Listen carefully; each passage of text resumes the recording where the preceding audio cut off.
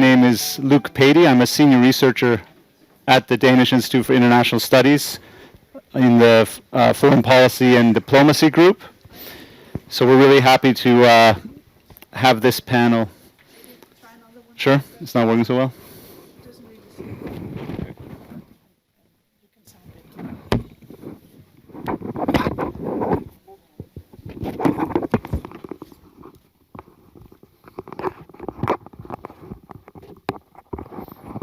All right, how's that? Okay, so this afternoon we have a panel on basically the EU's trade and investment, broader economic relationship with China and the US.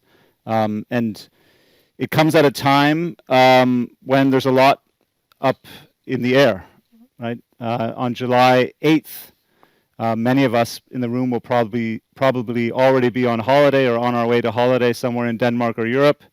But in Brussels, there'll be a lot of activity because this is the date when the US is expected to drop the current trade truce with the EU and raise tariffs on all EU imports to the US market to 20%.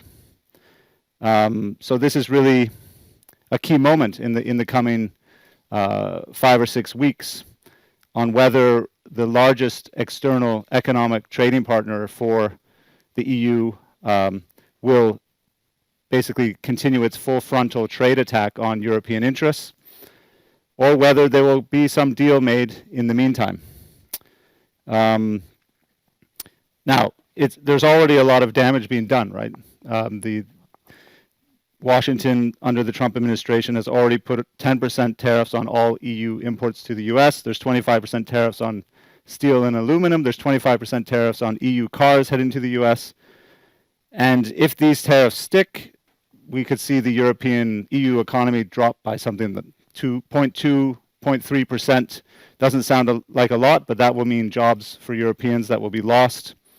And the US will also take a hit as European companies raise their prices to offset the new levies. And that will probably spark new inflation in the US. And this impact, it won't be the same for all European countries.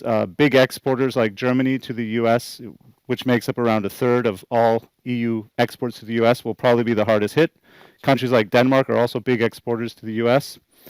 And then industries like the automobile industry, pharmaceuticals, will also be harder hit than others. So it's only natural that we see now some European leaders looking eastward to China to find some sort of relief from this pressure from what they have long seen as their most cherished ally to the West. But this comes at a time when there's a lot of competition between Chinese and European companies, particularly in the electric vehicle industry, but also in other green sectors like wind. So there's a lot of turmoil, whether the EU looks west or east. And it begs the question on how EU leaders should respond to what is a very complicated relationship with their two largest external economic partners. And we'll do our utmost in the next hour or so to answer some of these questions, or at least to take a deeper look. And we'll start with our first speaker, Svend Nielsen, on sort of the trade relationship in this triangle between the EU, China, and the US. Svend is a senior advisor at Think Tank Europe, where he focuses on the intersection of global trade policy and industrial policy and geopolitics. And he's also had a long and successful career in the Danish foreign ministry, including ambassador postings in Japan, Brazil, and my home country, Canada. And I won't get into the results of last night's hockey game. But I may have to, I'll have a truce on that for 90 days, just like the US. So after Svend is done speaking, we have Seamus Allen. Seamus will talk to us about the digital competitiveness and sovereignty of the EU. He's a researcher at the Institute of International and European Affairs in Dublin, where he specializes in digital policy. He's also worked at the Central Bank of Ireland as part of their consumer protection policy team. So I'll hand it over to you, Svend, to take us forward. Thank you very much.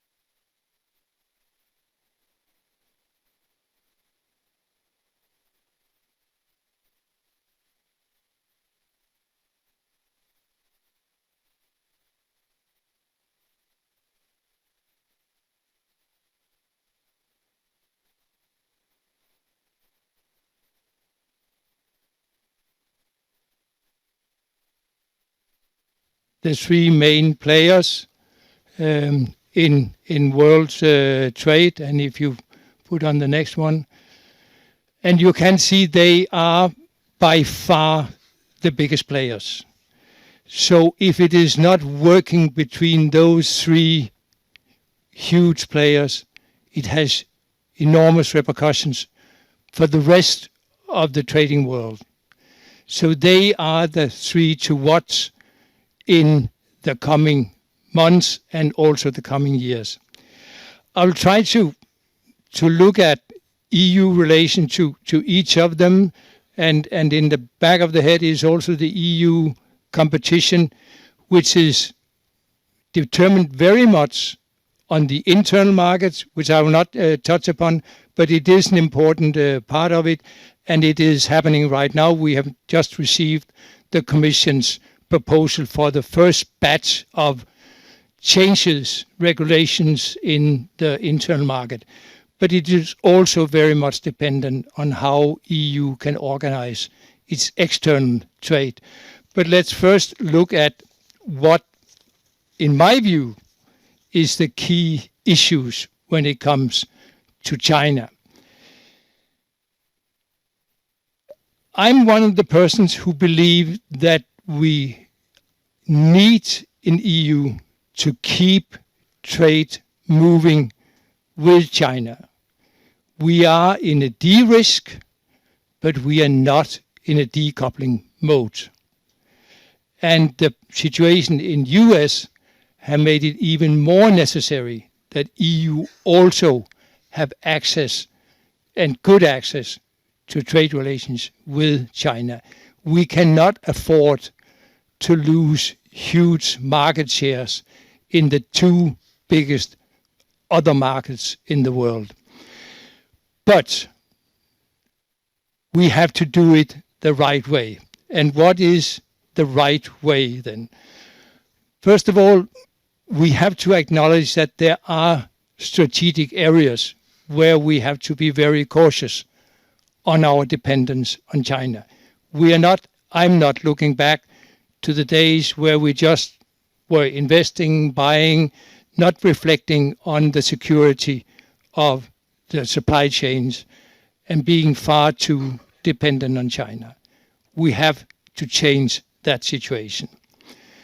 The first area where we have to be very cautious, and I will almost say coming to the point where we close for trading, that is for military products and also dual-use products that can be used both in the civil production and in the military production. Now, this area of dual use is becoming a fairly big gray area.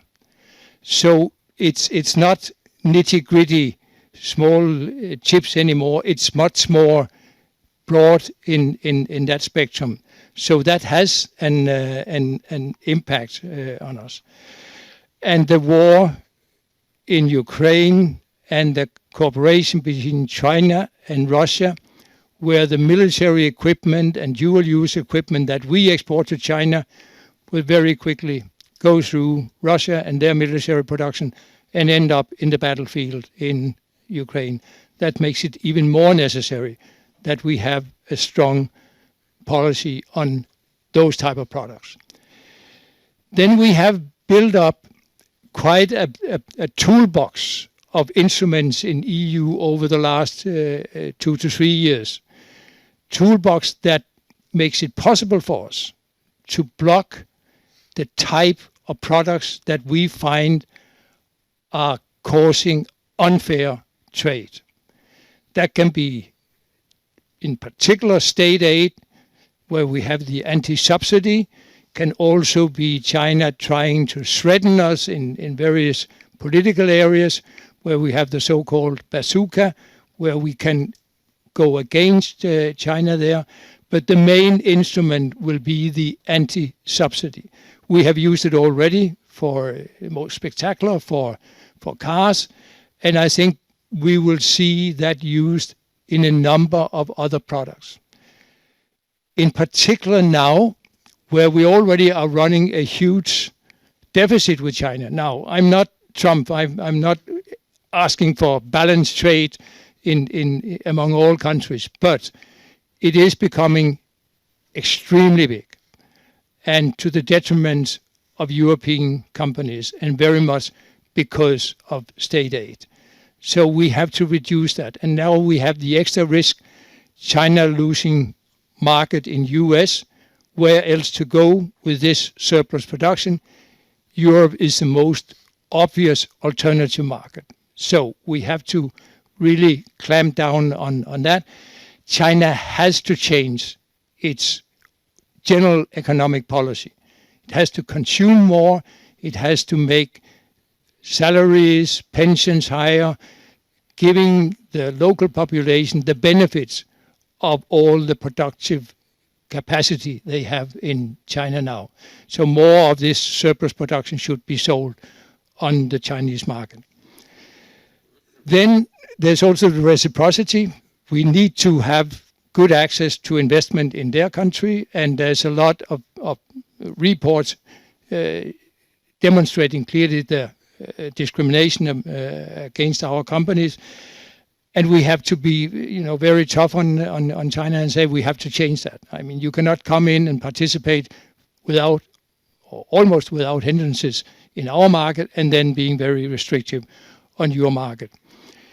Then, in my view, we should look serious into reintroducing this investment agreement that we had actually finalized, an agreement that was to the benefit of both parties.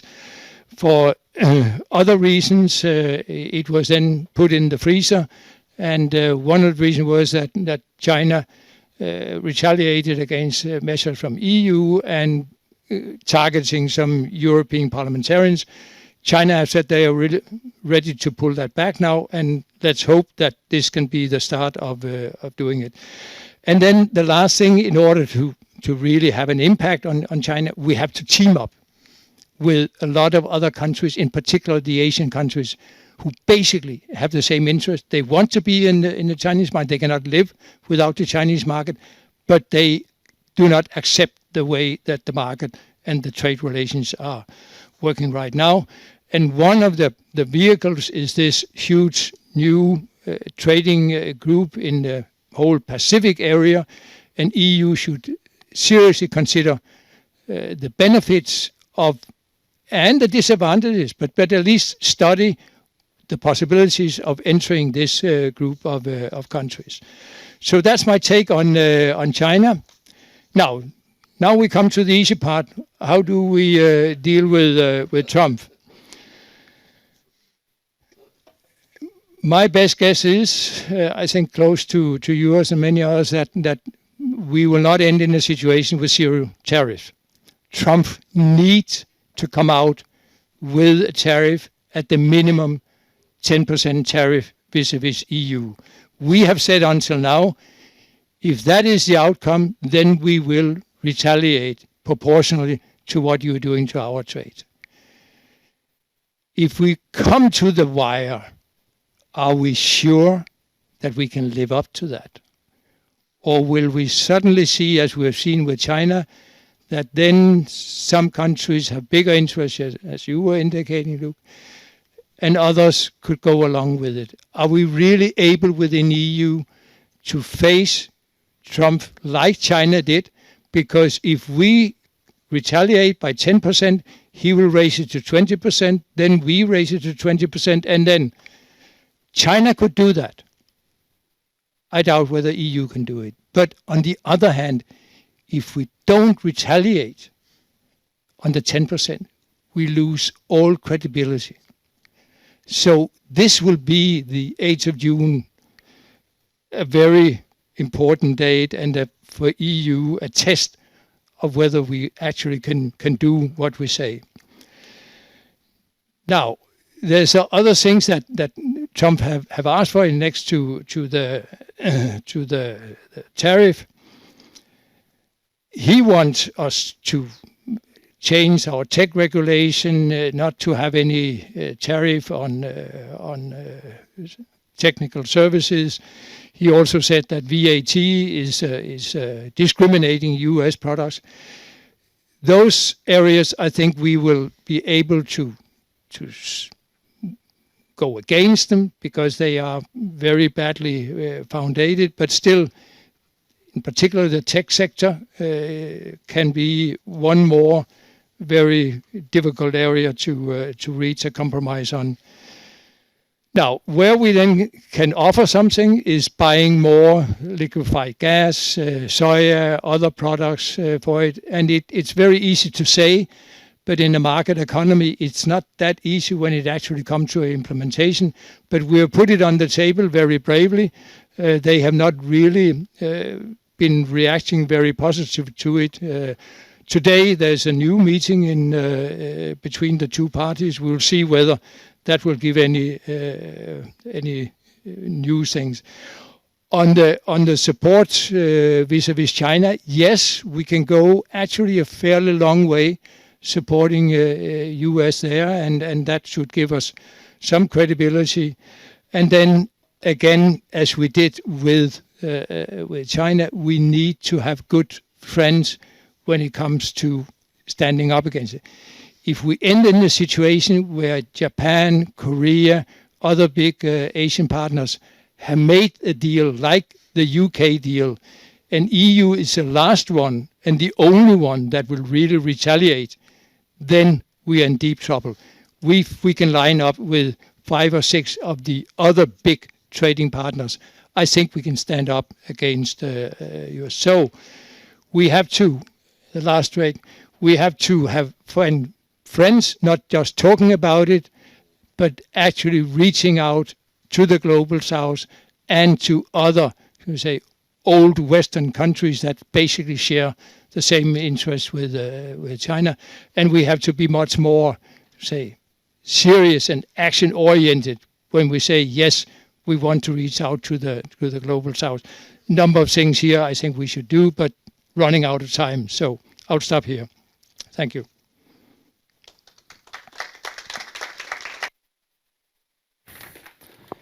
Thanks very much, Svend. We'll get into some questions after for you, but right now we'll jump to Seamus to dive into a particular theme on digitalization. Yeah, can you all hear me? Thank you so much for being here. Thank you so much to TEPSA and DIIS for the invitation. And I'm going to talk about one of these strategic sectors that Svend mentioned. So this presentation is based on a short paper I wrote for the TEPSA recommendations to the Danish Presidency. So you can read that piece if you want. And I'm working on a longer paper on the same theme here. And so this is about the EU's quest for digital sovereignty and competitiveness. So this is a really important issue in the relations with the US and with China. And so I have some beautifully presented and designed slides for you all, wonderfully formatted pictures that I'll go on to now, if this is working. So you all know the narrative. The narrative is we're lagging the US, we're lagging China, and not just an economic issue, but we're now seeing more and more people think this is a sovereignty risk. This is something we could come back to if some people disagree, perhaps.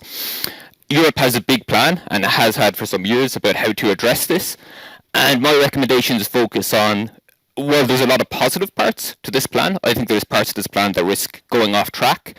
And I want to talk a bit about some of these. So we're talking about investing huge amounts of money, but are we actually going to invest this money well? We're talking about integrating the single market more completely, more perfectly, deregulation, digital champions. And a key message from me today is I think even if we have a perfect single market, even if we deregulate lots of burdens, even if we have some European tech champion giant companies, that's not going to make Europe sovereign. It's not going to make Europe competitive, which is a slightly controversial argument. And I propose we should have a real digital sovereignty strategy, which is something I'll come back to. Starting on the first point there about investing huge amounts of money, I won't go into detail on this because I think you know all this already, that the EU wants to invest massive amounts of money, mobilize private money to go into things like AI, the digital compass, and so on. And the reason I have some concerns about how well we're going to do this is, first of all, looking at the past. We often see policymakers falling into these kind of tech hype bubbles where we throw huge amounts of money into all sorts of dubious initiatives we probably shouldn't be putting money into. Some of the examples I'd give are the metaverse, blockchain, for example. They have their place, but some of the EU programs I think shouldn't have been there in the first place. And there's things where I think we should be investing money that actually are important. Some people may disagree, search engines, cloud, for example. But some of these projects haven't seen the success that they were supposed to have, and there's some famous failures. So we need to learn from that, I think. And in some cases, the Commission or other policymakers come out with these targets that don't seem really justifiable. So why does the EU need to produce 20% of the world's semiconductors? I think semiconductors are really important. I think there's real sovereignty risks there, but I'm not sure why it needs to be 20% for a variety of reasons. And having certain percentage targets for businesses using AI. There's lots and lots of so-called AI applications that are ridiculously overhyped, that don't have the real value people think they do. So why is it a good thing to have a certain percentage of businesses using them as we wanted the digital compass? So very tentatively, I'm just going to outline the idea that we should have new strategic guidelines on digital investments. And some of the things I think that should be part of this is we should make sure we're not investing in tech uptake for the mere sake of tech uptake, because I think this has been a problem in the past and some of the examples I provided.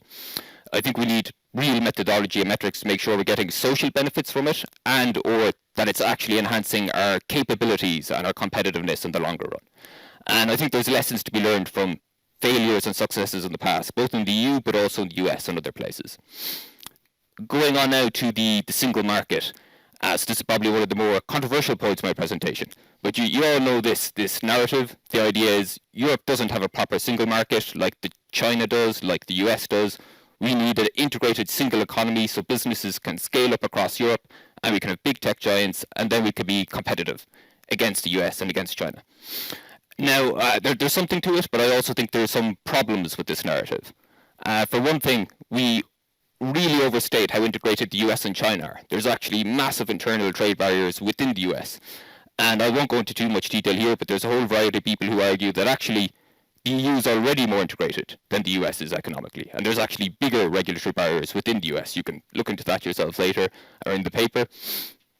And something similar for China, there's actually much bigger trade barriers within China between the provinces than we sometimes think. There's specific areas like the Hukou system where actually China's been compared unfavorably with the EU when it comes to internal mobility, the four freedoms and so on.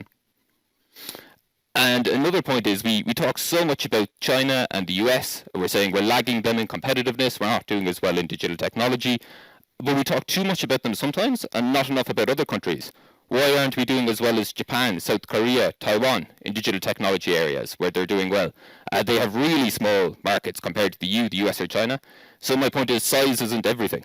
And interestingly, given that we're in Denmark, I think it's worth bearing in mind within the EU, our front runners aren't the big markets like Germany or France. And if you see some of the indexes that try to measure these things, here we have an index which says Denmark has more digital competitiveness than the United States does. So what is Denmark doing right? That we can learn from. And a similar one here, comparing innovation, Sweden to the United States again. And the key takeaway is just that size isn't everything, that there's more to it than just having a massive single market. And the point I want to come on to now is, in addition to harmonization not being everything, there can actually also be benefits to policy diversity and policy innovation and experimentation. We've seen this actually in the US, we've seen this in China, where there have been different policies between states, between provinces, and this doesn't mean you have long-term fragmentation. This means when policies work, other states can copy them, there can be an iterative process, you can coordinate this. It doesn't mean I'm calling for the breakup of the EU or anything of the sort. There's risks of premature harmonization, I might come back to that later in the discussion perhaps. Going on to one of the other big pillars that the Commission is talking about at the moment to fix our competitiveness challenge, this is addressing the burdens of regulation. And I want to say at the outset, I completely agree. I think there's lots of regulations that are burdensome, very burdensome, more burdensome than they need to be. But focusing too much on deregulation isn't going to bring us competitiveness. There's a whole variety of regulations that are actually beneficial for economic growth, beneficial for innovation. I think we're already seeing examples where the deregulation drive is hitting some of the regulations that would have been or could be beneficial for economic growth, or at least some of the provisions. And it's worth thinking as well that China is a lot more regulated than the EU is, and yet we're worried about our competitiveness compared to China. That's part of a rationale for deregulation. The US tech giants, before they were global tech giant companies, they were scaling up in Europe, between European countries, across European countries, back before they were the tech giants we knew they were, and they were dealing with European regulations back then. European champions, so this is closely related. The idea is we need to cut back on regulation, have real single market and get European champions. So first of all, I don't think this is magically going to make Europe competitive on the economic side, but on the sovereignty side where this gets pushed for more, just because the companies are European doesn't mean they're going to align with our values. So a lot of the concern is you have these companies, maybe the risk for democracy, but we see these companies that are American, maybe they're a risk to American democracy, maybe they're an even bigger risk there than they are here, as a matter of fact. If the companies were European, they may even be harder to regulate in some ways. They would have member states that would champion them, that would block them being regulated. It could be a bigger issue. And I mean, think about Facebook or Twitter, for example, being used by Russia and China to spread their propaganda. They can be American companies or European companies and still do that. Cambridge Analytica was a European company. And what we need for sovereignty, we need to have regulation, and that's why deregulation is also a risk. We need a diversity of supply. It needs to be lots of companies, interdependencies with multiple countries, not just the US and China. And I have a point on small businesses I might come back to again in the discussion, but I think small businesses are being very much neglected in policy at the moment. In rhetoric, policymakers talk about SMEs all the time, but the problem is the SMEs they're talking about don't really seem to be most of the small businesses out there. They're a very prestigious subset of small businesses. On a digital sovereignty strategy, so I've outlined some of the risks earlier in the presentation, but there is a debate about digital sovereignty and what it means. So here I'm just giving a descriptor. I think we need to think about our values and policy preferences, and if digital technologies are undermining our ability to enforce those, that's when we have a sovereignty risk. And the reason I'm giving a description is because at the moment we have lots and lots of sectors who say you need to invest in us and support us to support digital sovereignty, and most of the time that's not the case. But because it's become such a buzzword, it's becoming meaningless. We're justifying investments everywhere on the grounds of digital sovereignty, and we need to be much more minimalistic in what we include within digital sovereignty. So in a digital sovereignty strategy, the most important thing is to exclude rather than include. We need to have a really small subset of areas where there's actual real sovereignty risks. If social media can manipulate one of our elections, that's a sovereignty risk. If we can't enforce our privacy rules without it causing massive economic disruption because a foreign jurisdiction has laws that clash with ours, that would be a sovereignty risk. So to conclude, there's a couple of points I gave there. The first one is strategic guidelines for tech investment, a digital sovereignty strategy, to revalue policy diversity, experimentation and innovation. I think it's particularly the case when we're dealing with these novel technologies. We don't know the best way to regulate them yet. To rethink SMEs and champions. That was my point about European champions and us needing to think about the real small businesses. And also to reflect that there is more than the US and China out there. This is in terms of us drawing the right lessons about competitiveness. We shouldn't just be looking at what China and the US did. We should look at Japan, South Korea, Taiwan, learn what they do well, and look at our own countries like Denmark, who has the presidency. What are they doing so well other countries can learn from? But also for our trade and sovereignty, because I think the only way Europe can be sovereign, in the description I gave, is by trading with more countries and being more interdependent, with a more diverse supply chain. And I think I'll finish there. Thank you so much for listening to me.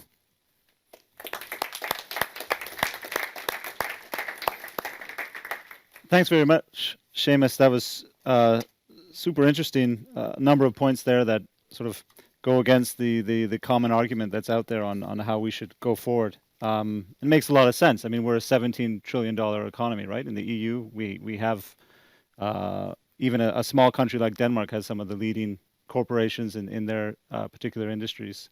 So there's a lot that we can do on our own and develop on our own without depending too much on the US and China alone. But so I want to start off with a couple, one question to each of you, and then I'll kick it to the audience for more. So plan those, please, if you're thinking about asking something. Svend, I wanted to first ask you about, because you had a very sort of, I wanted to ask you about sort of how you see things going forward, because you had a very nice, as a experienced diplomat, you had a very nice diplomatic presentation that we need to engage China and the US in different ways. We can't cut off anyone, and that's very much true. But I wonder, what does China want, right? Does China actually want to change? Does China want reciprocity? Does China want to open up to a level playing field for European companies in the Chinese market? Because last week we saw Xi Jinping come out and say very clearly in the Chinese press that what China is doing in terms of their economy is the right way forward, and that China should continue to be and to continue to push for self-reliance, right? Continue to push for what the Chinese government has long called dual circulation. So making the world more dependent on China and making China less dependent on the world. So that's China's path, and it's been China's path for 10 years. And at the same time, in the U.S., we see all this tough talk from Trump and the very outrageous levels of tariffs that are flying towards the EU and elsewhere. And as a Canadian and as people in Europe, there's a very strong emotional response to this, right? Because this is a key ally. This is Europe's primary security provider. So we get upset very quickly. But what's happening on the ground, right? The Americans aren't saying, like the Chinese, come and you make a joint venture with an American company, and then you have to share some of your technology, and then in 5-10 years you'll have an American competitor. Trump is saying, come and invest in manufacturing in the US, and you can make money, like a lot of European companies have done in the past. So, the US is also sort of putting an ultimatum on the EU, right? Saying, if you put these strong measures on China, we can get along on trade, right? This is what the Treasury Secretary Scott Bessent said the other day, that he wants to set up a transatlantic cooperation over cybersecurity, export controls, and investment screening towards China. So coordinating policies towards China and using this tariff hammer as a way to force the Europeans to do so. So this was a long way to just ask you, are we, and to maybe provoke you a bit, that are we actually going to side with the U.S. eventually out of this strong tariff leverage? Because China doesn't seem to be changing paths, and we've seen a number of European industries struggle there. What's your take on what will actually take place in the next few years?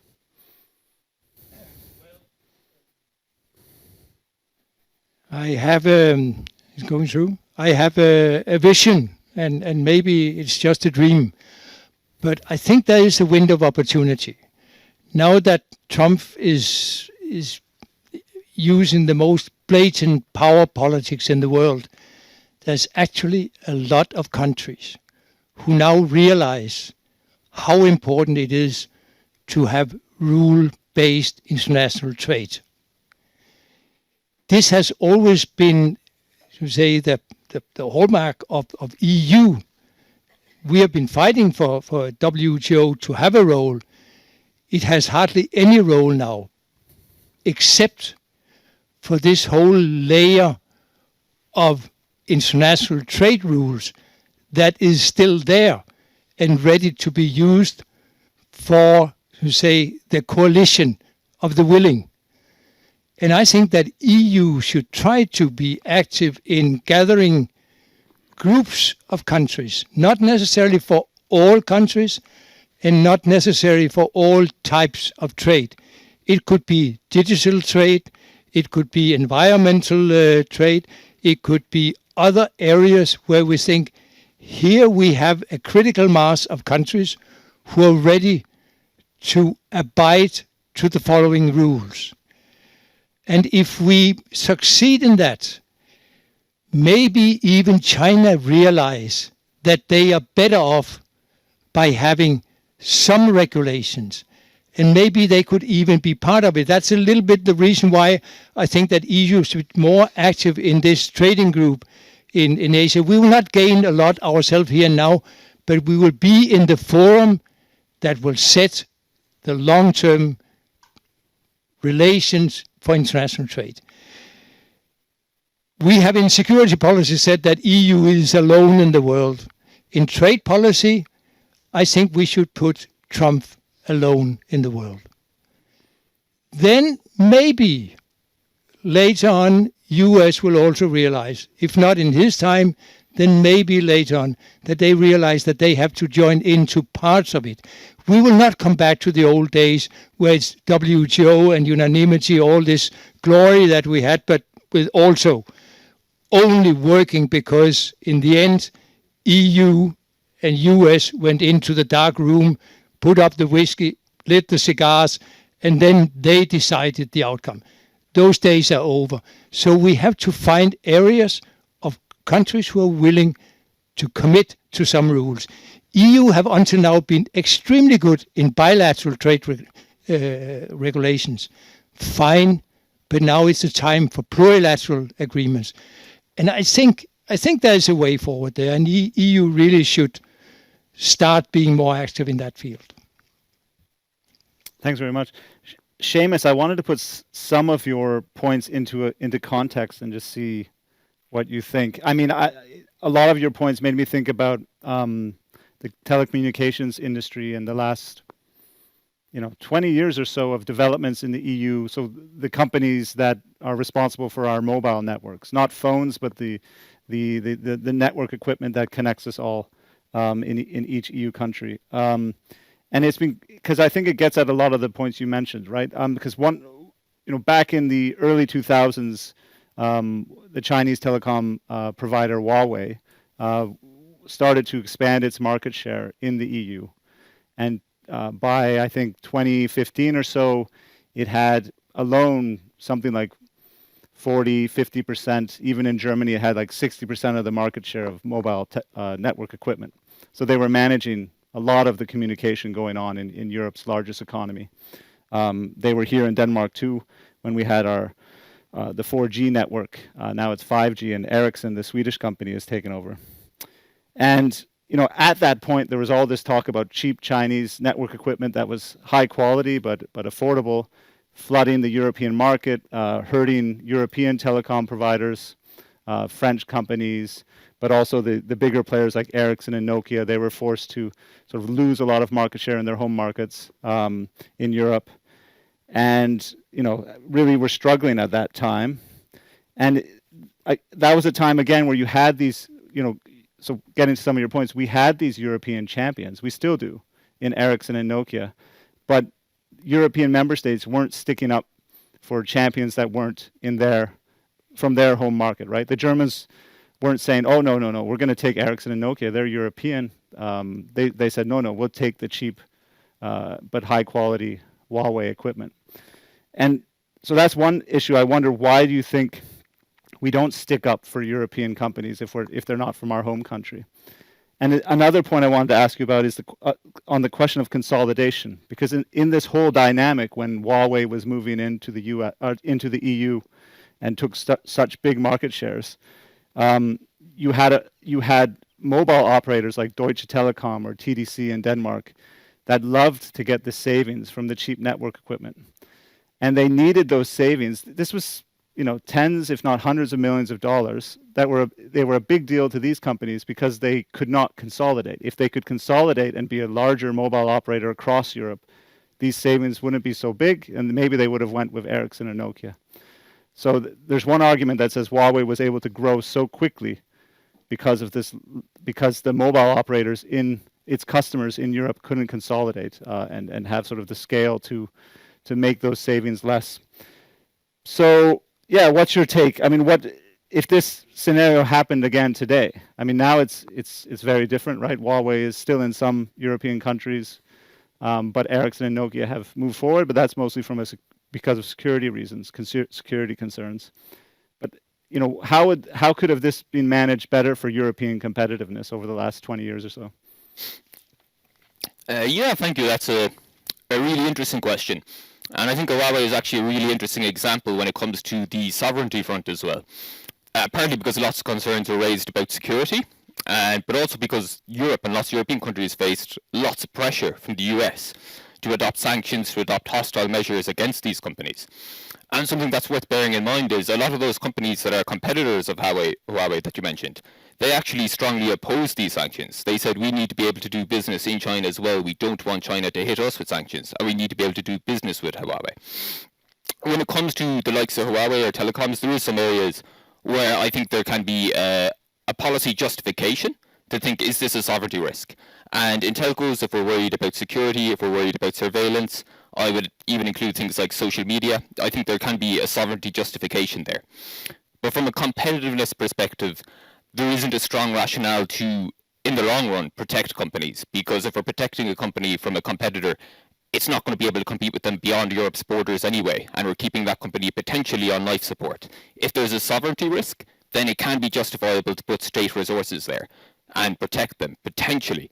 But I'm saying potentially because we see European companies that are involved in surveillance. We see European companies that are threatening our security. We see European companies that are aligned with us. So just because a company is European doesn't mean it's automatically deserving of support. There's cases, potentially in telcos, potentially if there's surveillance concerns, potentially with social media, But in exchange for that support, we need to be certain, or there needs to be strict conditionalities to make sure that they are actually protecting our values, that they are actually protecting social benefits, and that it isn't just money being pumped into an industry for the mere sake or the mere fact that it is a European industry. Does anyone in the audience have a question? Just hear the man up front. Thank you very much for this very interesting presentations. I would have a quick question to Seamus on your point on the digital sovereignty strategy. What is your take on the possibilities and the importance of the digital euro? And what would be the implications for the EU non-euro countries like Denmark? I'm just going to take 3 questions, if that's okay. There's just across the aisle there. I'm from Hungary, Andre. I'm curious of your opinion about strategic autonomy. So, for example, in Hungary, we will have BYD and CATL, huge giant Chinese companies producing, and lots of other Chinese companies, not joint ventures, only Chinese companies, and their products will be made in Europe. So, so-called European products, but completely Chinese. Thus, is a strategic autonomy solved, or is it just a hypocrisy? Because, German and other car makers are very happy to have the batteries close in Europe, and they have already contracts with the CATL and the Chinese other companies. So how about strategic autonomy? Thanks. And then a last question for this round up front, please. Thanks. Thank you very much. Svend, I have 2 questions. The first one is on the investment agreement with China. I do agree with you, but I have a question, and I'm not clear about this. The Americans, they have an investment agreement. Have they kept it when they put pressure on us for human rights causes not to sign it? But I think they have one which puts them at an advantage. But I don't know if you know the answer. My second question is trade retaliation. Shouldn't we target services? Because that's the area where the Americans are much stronger. And on Seamus, I don't really have a question. I have a compliment, because it's quite rare to have a presentation or an article, a TEPSA recommendation, where someone actually questions assumed theories and facts, and I found it highly interesting. Thank you. All right. Lots to respond to there. I can start out on the investment. I have this rule of thumb: EU should be tough on trade with China, but welcoming an investment. We have the investment screening. Some investments we don't like, but we shouldn't overdo it. And the reason why I'm welcoming Chinese investment is we have so much more control the moment the factories are located physically in Europe. We don't have full control, but we have more than if they are somewhere out in the world and are exporting the same product to our market. So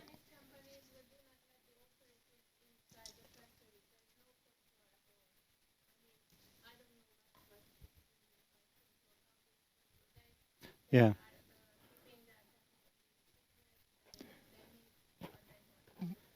I'll just repeat it so everyone hears us online too. I mean, what about local conditions? I mean, a Chinese company in Hungary like BYD, they can have what you have called a screwdriver factory, where they bring all their parts from China, they put it together there, they employ some people locally, but there's not a lot of supply chain links. I guess we don't have control. The Commission doesn't have control over investment decisions. They can make recommendations, but they can't force member states to have strong local conditions that create spillovers from investments. So do we have control is the question she asked. no, you're right. We need to use the screening both to totally exclude some, but also to put the conditions on how should they work, how transparent should they be. And I fully agree. We don't just want companies who are assembling state-aided subcontracting products out of China. This is not the type of alternative, but we are not welcoming some Chinese industries who are not only creating employment, but they are also up to a technological level now that we actually need. And all countries in Europe have an investment in my country organization. Why do we have that? Because it has been a tremendous driver for European competitiveness. To have US, to have other countries actually investing in our country. We can get the same, but with more cautious on the Chinese investment. And totally exclude them, in my view, is a very, very short-sighted policy for EU.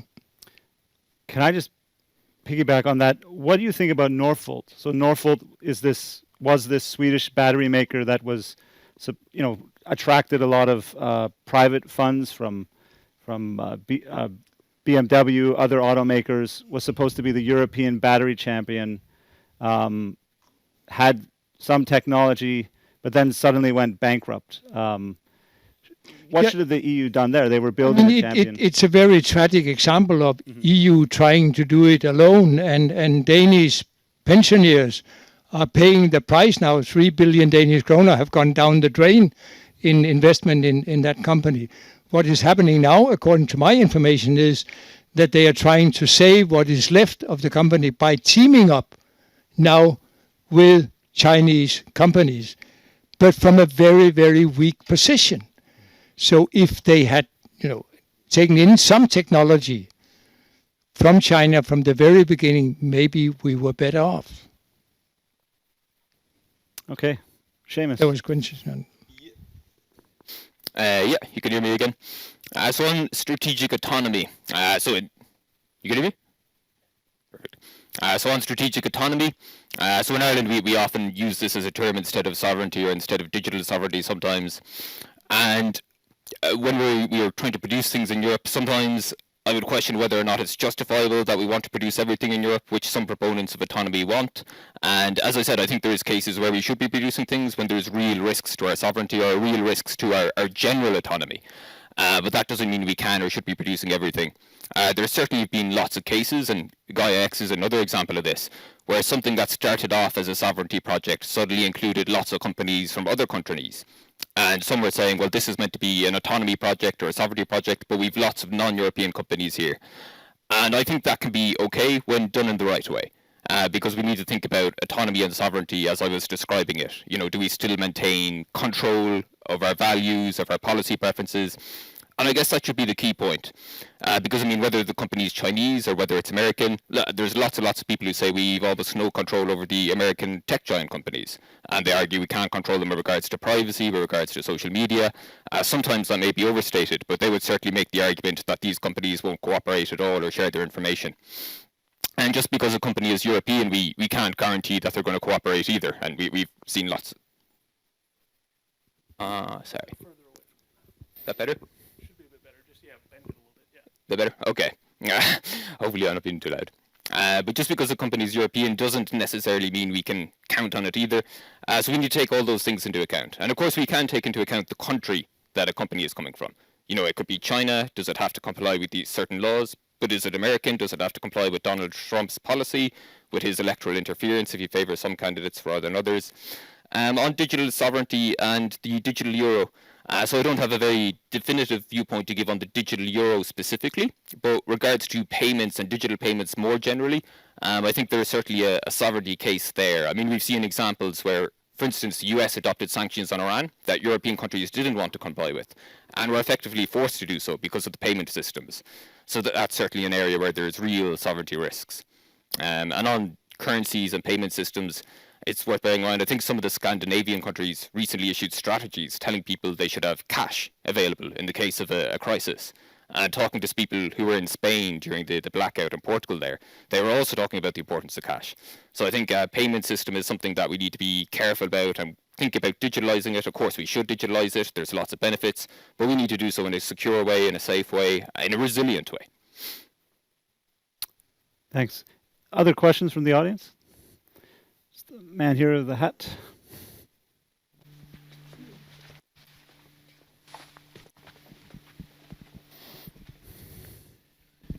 So I have a question first to you. Like, how do we explain that, especially in the field of tech world, the top 10 companies are US based. So like you have Google, you have Microsoft, etc. But similarly, what could the EU do to become more competitive here?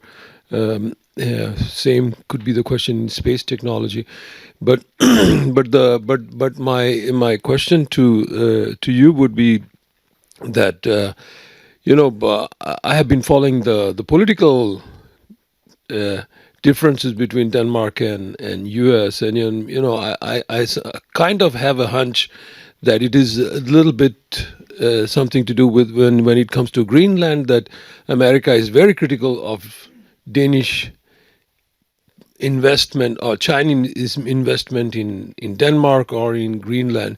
So there is this point of this is a point of contention, and I remember J.D. Vance's trip to India, where he kind of said that, well, okay, Apple can make the new iPhones can come to US from India, but we don't want that 80% of the things are Chinese and then you're just assembling it and then sending it to us.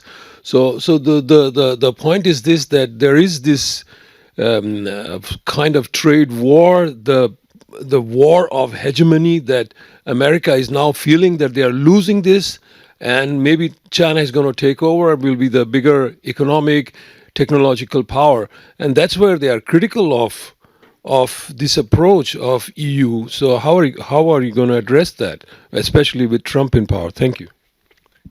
And then just here, thanks. Thank you very much.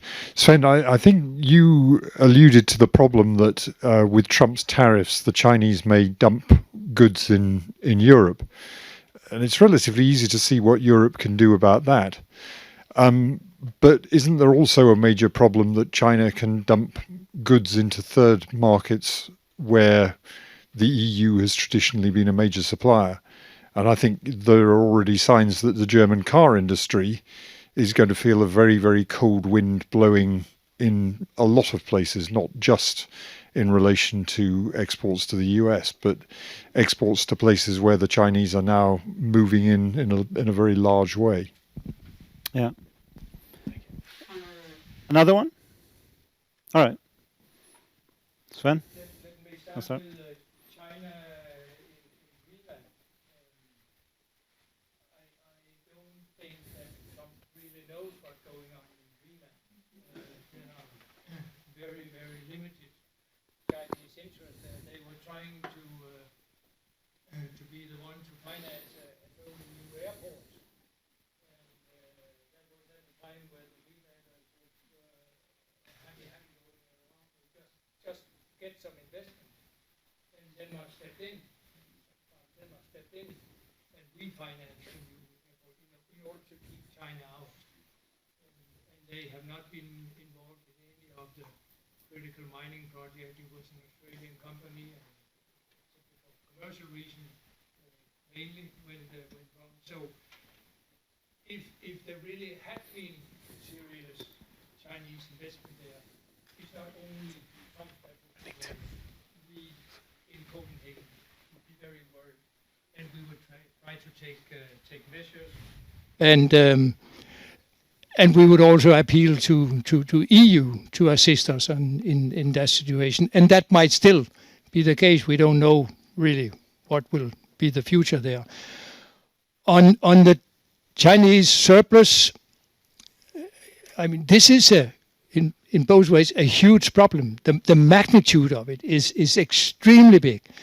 And if we are closing the EU market, then it will land somewhere else in the world and making the same or even more damage. So I think, and that's the reason why I have this hope that we can gather a group of countries with basically the same interest in China. We are ready to open our markets to some extent under condition, and then we have to be tough on them. And China also have their problems. And I mean, their economy need to be readjusted, and they have tried over and over again without sufficient success or sufficient effort they know they have to change their policy, not to rely so much on export, but more on internal consumption. So, I mean, this is the only way forward, is really to gather a group of big markets for Chinese products and say, enough is enough. And we can do something to China, and we are not totally dependent on them, except for some critical input to our production, but they also need our market. So I think there is a possibility for a dialogue.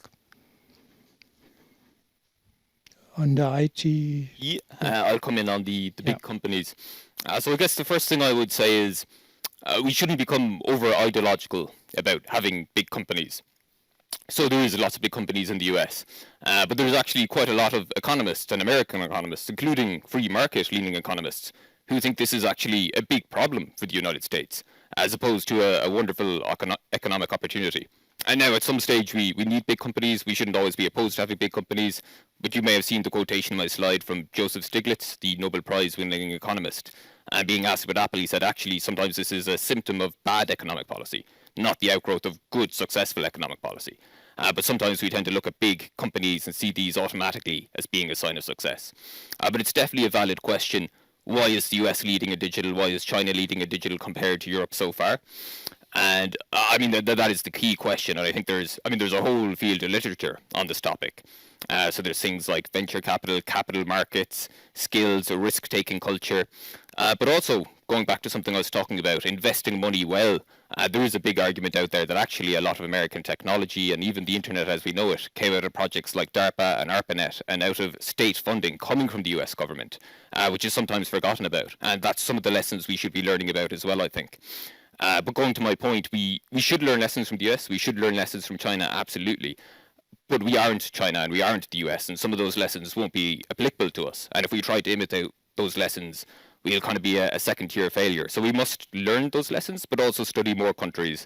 As I said, Sweden and Denmark are very good examples, but Japan, South Korea, and see which lessons work for us, because what worked for the US or what worked for China may not necessarily work for us either.